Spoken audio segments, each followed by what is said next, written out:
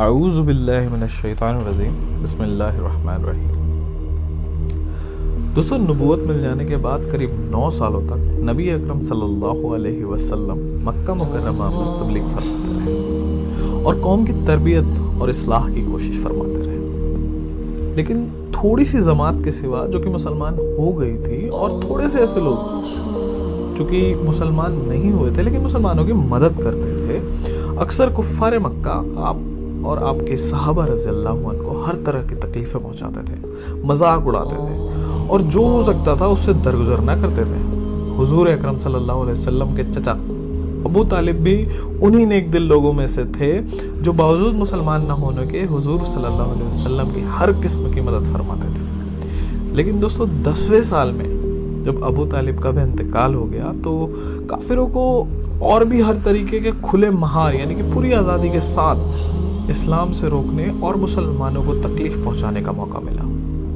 حضور اکرم صلی اللہ علیہ وسلم نے اس خیال سے طائف تشریف لے گئے کہ وہاں قبیلہ شقیف کی بڑی جماعت ہے اور اگر وہ قبیلہ مسلمان ہو جائے تو مسلمانوں کو ان تکلیفوں سے نجات ملے اور دین کو پھیلانے کی ایک بنیاد پڑ جائے۔ وہاں پہنچ کر قبیلے کے 3 سرداروں نے سے جو کہ بڑے درجے کے سمجھے جاتے تھے گفتگو فرمائی اور اللہ کے دین کی طرف بلایا، اللہ کے رسول یعنی آپ کی مدد کی طرف متوجہ کیا۔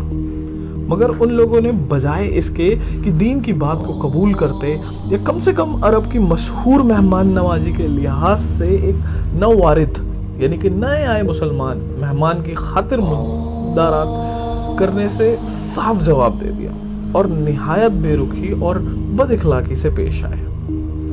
ان لوگوں نے یہ بھی گوارا نہ کیا کہ آپ قیام فرما لیں۔ جن لوگوں کو سردار سمجھ کر بات کی تھی کہ شریف ہوں گے اور محجب گفتگو کریں گے، ان میں سے ایک شخص بولا، یو ہو، آپ کو ہی اللہ نے نبی بنا کر بھیجا ہے؟ دوسرا بولا، اللہ کو تمہارے سوا کوئی اور ملتا ہی نہیں تھا جس کو رسول بنا کر بھیجتے۔ اور تیسرے نے کہا، میں تجھ سے بات ہی نہیں کرنا چاہتا،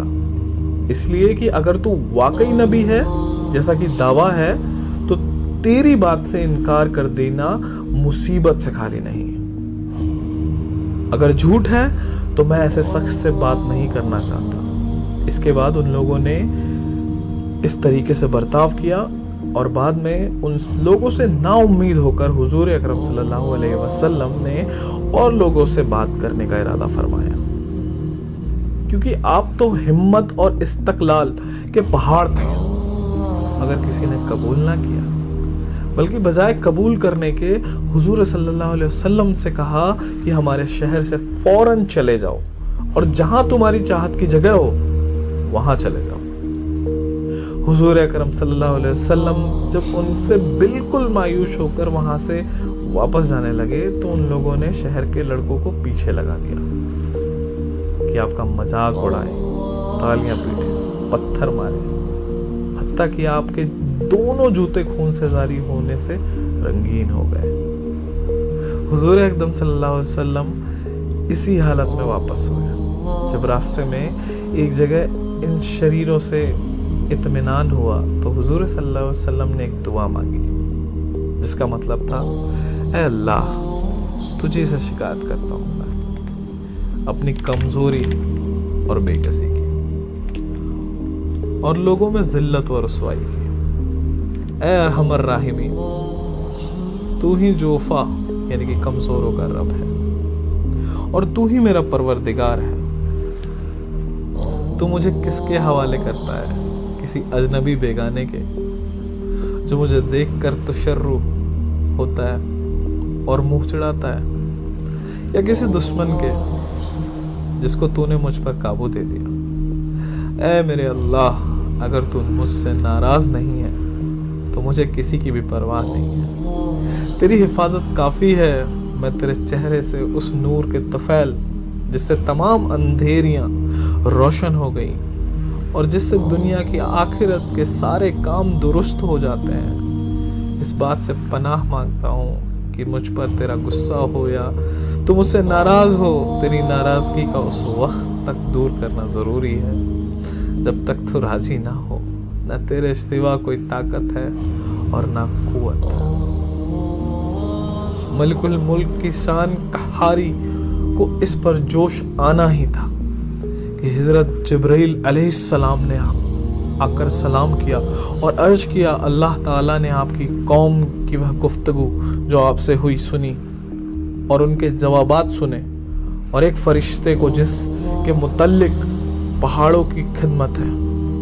آپ کے پاس بھیجا ہے کہ آپ جو چاہیں اس کو حکم دے. اس کے بعد اس فرشتے نے سلام کیا اور عرض کیا کہ جو ارشاد ہو میں اس کی تعمیل کروں گا.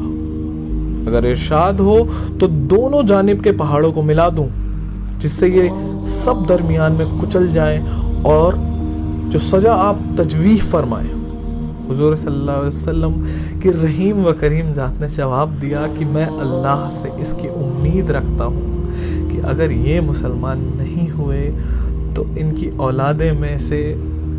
ایسے لوگ پیدا ہوں گے جو اللہ کی پرستش یعنی کہ بندگی کریں اور ان کی عبادات کریں. دوستو، یہ ہے اخلاق اس کریم ذات کہ جس کا ہم لوگ نام لیتے ہیں، جن کے ہم لوگ نام لیوا ہیں، کہ ہم ذرا سی تکلیف سے، کسی کے معمولی سی گالی دینے سے ایسے بھڑک جاتے ہیں کہ پھر عمر بھر اس کا بدلہ نہیں اترتا. ظلم پر ظلم اس پر کرتے رہتے ہیں اور دعویٰ کرتے رہتے ہیں اپنے محمدی ہونے کا، نبی کے پیرو بننے کا. نبی کریم صلی اللہ علیہ وسلم اتنی سخت تکلیف، مشقت اٹھانے کے باوجود نہ بددعا دی اور نہ کوئی بدلہ لیتے ہیں. دوستو، یہ تھا ہمارے نبی اکرم صلی اللہ علیہ وسلم کا طائف کا سفر کا قصہ.